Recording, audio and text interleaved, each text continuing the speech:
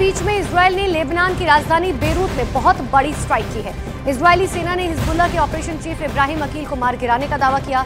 इब्राहिम अकील वही शख्स है जो हिजबुल्लाह की तरफ से सारी रणनीति तैयार करता था।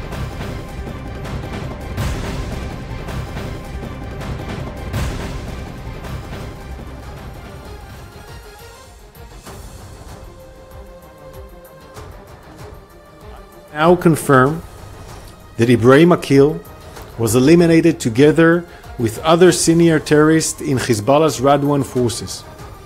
Ibrahim Akil had the blood of many innocent people on his hands. तो पेजर धमाके के बाद बौखलाया लेबनान बदले के लिए अभी प्लान ही बना रहा था कि 24 घंटे में इजरायल ने लेबनान पर दूसरा अटैक कर दिया। मीडिया रिपोर्ट्स के मुताबिक इस हमले में अब तक 9 लोगों की मौत हो चुकी है। इसमें हिजबुल्लाह की टॉप मिलिट्री यूनिट जिहाद काउंसिल का सदस्य इब्राहिम आकिल भी शामिल है। लेबनान की मीडिया रिपोर्ट्स में इस बात का दावा किया गया कि इजरायल ने हमला F-35 फाइटर जेट के जरिए किया। हमले में एक बिल्डिंग को निशाना बनाया गया जहां हिजबुल्लाह के लड़ाके मौजूद थे।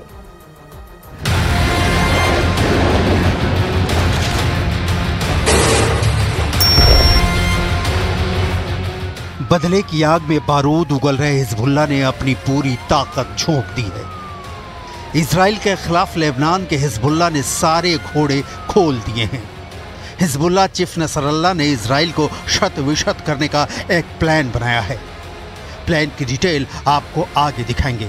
अभी हिजबुल्लाह के इजराइल पर ताजा हमले की रिपोर्ट। नसरल्लाह ने तैयार किया इजराइल पर अटैक का प्लान नंबर 36। हिजबुल्लाह कमांडो को स्पेशल ऑपरेशन का ऑर्डर। 50,000 लड़ाकों को इजराइल बॉर्डर पर जाने का कटा परवाना। नसरल्लाह ने बेरूत के बीच चौराहे पर खाई इजराइल को नेस्तो नाबूद करने की कसम।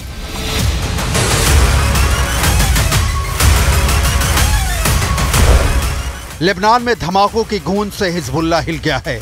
ऐसा हमला होगा दुश्मन दिखेगा भी नहीं और पूरे लेबनान में खौफ तांडव करेगा। हिजबुल्लाह ने कभी सपने में भी नहीं सोचा होगा। लेकिन अब खून से देश सन रहा है तो हलचल मच गई है। हमास के सपोर्ट में रॉकेट बरसाते बरसाते लेबनान खुद ही युद्ध मोर्चे पर खड़ा है और साथ देने के लिए जो आने वाला है वो खुद ही लहूलुहान है, यानी ईरान। ईरान हिजबुल्लाह के लिए क्या कर सकता है, इसकी डिटेल आपको आगे दिखाएंगे। लेबनान की सीमा पर मारे गए इजराइल के 2 सैनिक। हिजबुल्लाह ने कर दिया इजराइल के खिलाफ एयर स्ट्राइक। हिजबुल्लाह ने इजराइल के खिलाफ फायर किया 100 रॉकेट।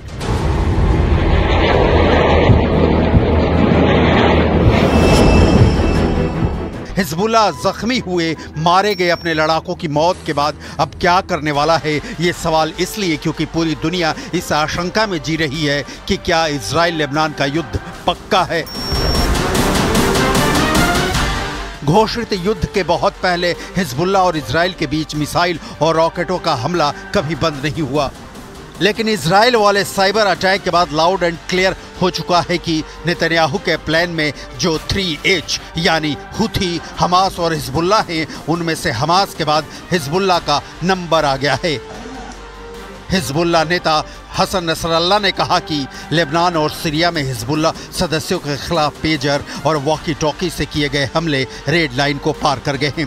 हिजबुल्लाह जवाबी कार्रवाई करेगा और फिलिस्तीनियों के समर्थन में इजराइल के खिलाफ अपनी लड़ाई में पीछे नहीं हटेगा।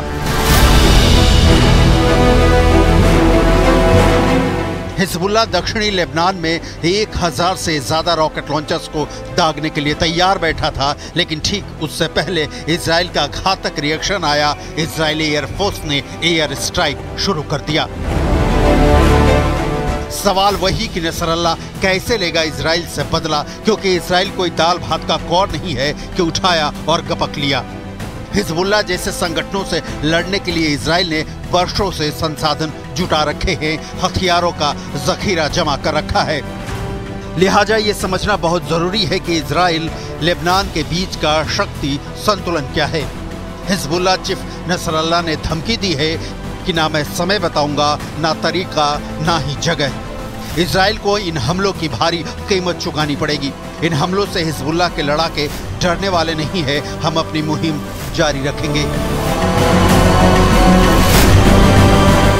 इसके बाद इजराइल ने कोई कोर कसर नहीं छोड़ी, फाइटर जेट्स को स्क्रैम्बल किया और लेबनान की धरती पर आग बरसा दी।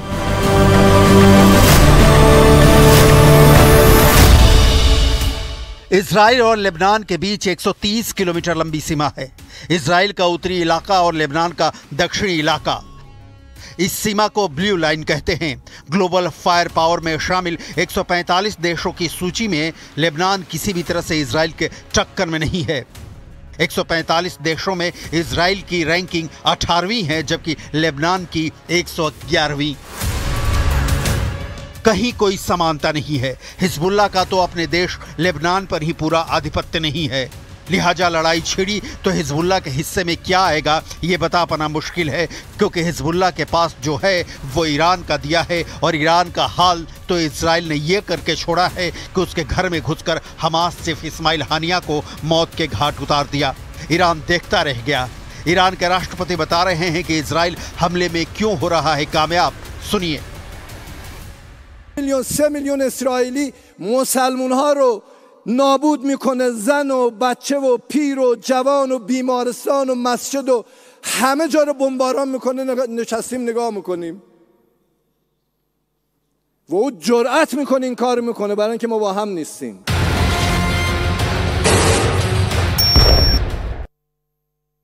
पतंजलि